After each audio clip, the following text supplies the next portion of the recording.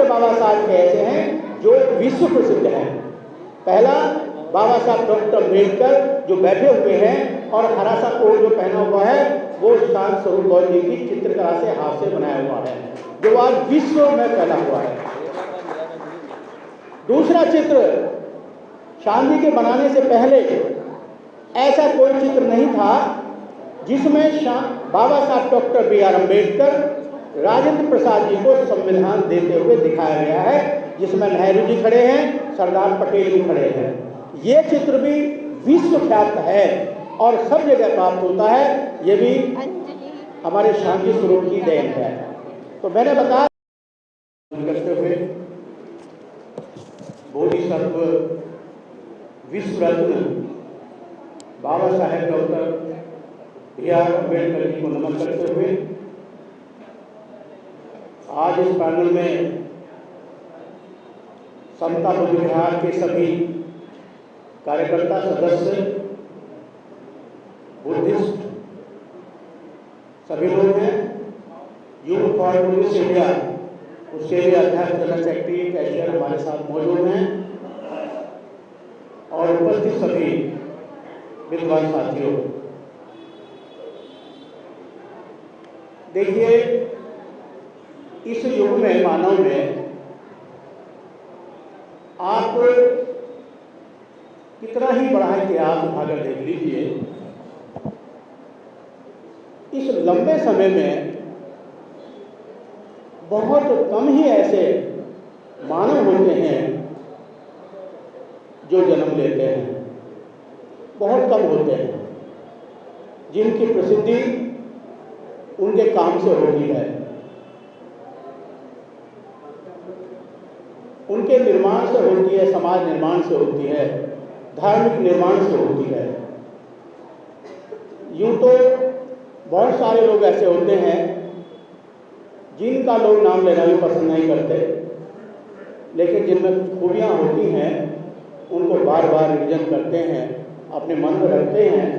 और यही हमारे बीच आज शांत स्वरूप गौर जी नहीं है, लेकिन फिर भी उनकी याद हम सभी के मन में है।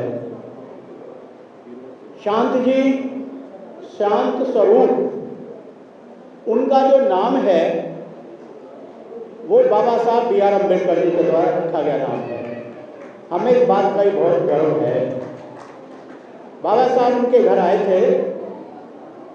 पहले तो उनके दादाजी की बताऊं मैं आपको छोटी सी कि उनके दादाजी बाबा साहब जहाँ रहते थे अलीपुर रोड पर, वहाँ गए। अब वो इसी उद्देश्य से गए थे, मिठाई भी लेकर गए थे, कहते उनको खुशखबरी दी जाए। लेकिन इत्तेफाक ये था कि बाबा साहब डॉक्टर अम्बेडकर अपने वहाँ बिजी थे, कहीं बाहर, वहाँ उपस्थित नहीं थे, उनसे मुलाकात नहीं हो पाई। जब उनको पता लगा तो फिर वो गए उनके घर पर और शांत जी का नाम शांति स्वरूप बाबा साहब डॉक्टर अम्बेडकर जी ने रख दिया। जब हम शांत जी के बारे में पढ़ते हैं, देखते हैं, तो उनकी कुछ ऐसी यादें हैं जो सदैव हमें याद रहती हैं। शांत जी सर्विस भी करते थे, तो उन्होंने वहाँ से रिजाइन दे दिया और फिर चित्रकार बन गए। चित्रकार में उनकी 2 तस्वीरें आज भी ऐसी हैं जो विश्व प्रसिद्ध हैं। 2 चित्र बाबा साहब के ऐसे हैं जो विश्व प्रसिद्ध हैं। पहला बाबा साहब डॉक्टर अम्बेडकर जो बैठे हुए हैं और हरा सा कोट जो पहना हुआ है वो शांत स्वरूप गौर जी की चित्रकला से हाथ से बनाया हुआ है, जो आज विश्व में फैला हुआ है। दूसरा चित्र शांत जी के बनाने से पहले ऐसा कोई चित्र नहीं था जिसमें बाबा साहब डॉक्टर B.R. अम्बेडकर राजेंद्र प्रसाद जी को संविधान देते हुए दिखाया गया है, जिसमें नेहरू जी खड़े हैं, सरदार पटेल भी खड़े हैं। ये चित्र भी विश्व ख्यात है और सब जगह प्राप्त होता है। ये भी हमारे शांति स्वरूप की देन है। तो मैंने बताया 2 चित्र ऐसे हैं जो विश्व प्रसिद्ध हैं। तो उनकी चित्रकला में जितनी पकड़ थी जब भी हम कभी घर आते थे हम उनकी वर्कशॉप देखते थे चित्रकला की।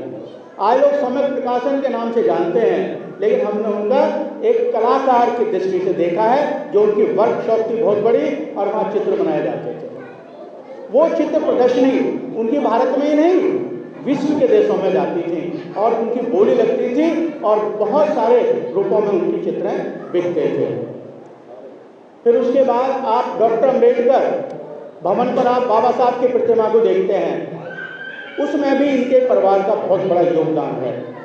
मैं कहूँगा अगर 100% योगदान है तो 60% इनके परिवार का योगदान है, जो बाबा साहब की प्रतिमा आज भी डॉक्टर अम्बेडकर भवन पर छोटी पीछे की तरफ लगी हुई है, तो हम इनको इसलिए याद करते हैं।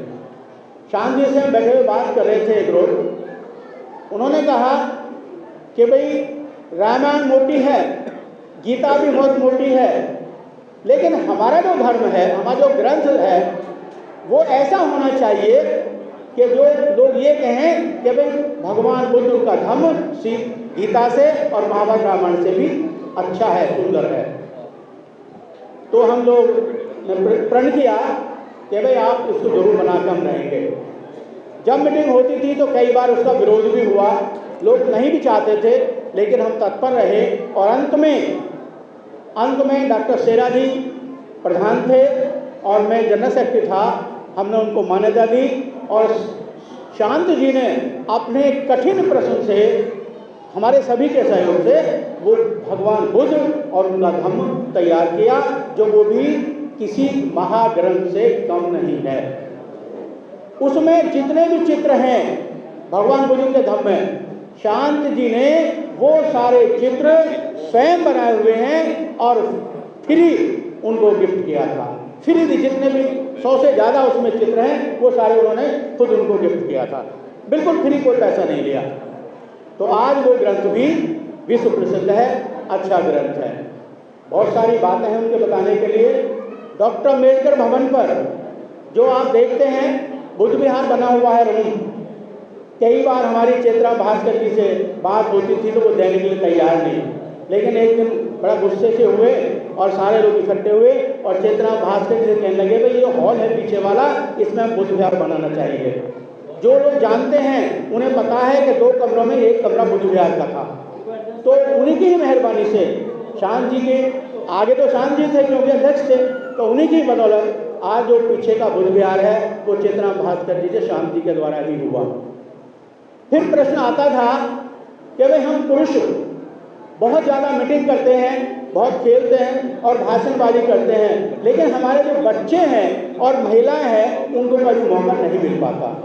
तो हमने बैठ कर विचार किया, तो सेकंड निश्चित हुआ कि फरवरी के दूसरे सप्ताह में, दूसरे रविवार को बौद्ध परिवार मिलन मेले की स्थापना हुई और वहाँ का धीमारंभ किया। और वहाँ बच्चों के खेल भी होते हैं, महिलाओं के संगीत भी होते हैं। तो ये भी देन हमारे शांत स्वरूप बौद्ध जी की थी, जो बौद्ध परिवार मिलन मेला लगता है। तो कितनी सारी बातें उनकी हैं जिनको हम गिनाएं, बहुत सारी बातें हैं, समय निकल जाएगा, लेकिन उनकी खूबियाँ नहीं समाप्त होंगी। अंत में मैं सभी संबंधों से कामना करता हूँ कि भाई जो हमारे मन में है शांत जी, वो कभी निकल नहीं सकते। और तो इत्तेफाक की बात यह है कि जिस दिन शांत जी का देहावसान हुआ उस समय कोरोना लगा हुआ था, लोग आने को तैयार नहीं थे, लेकिन फिर भी हमारे बीच भिक्षुणें बैठी हुई हैं। इनकी एक खूबी है कि किसी के खुशी में ना जाएं, वही एक दुख में सबके जरूर जाती हैं। और हमने फ़ोन ही किया था इनको, और शांत जी के वो अस्पताल में भर्ती थे वहीं पर, और ये हमारी भिक्षुणी पहुँच गई। तो बहुत कम लोग ऐसे होते हैं जिनको सदैव याद किया जाता है। आज वो हमारे दिल और दिमाग में बसे हुए हैं। इन्हीं शब्दों के साथ मैं सभी को धन्यवाद देता हूँ जो लोग यहाँ आए हैं, और सभी तो जय हिंद, जय भारत, नमो बुद्धाय।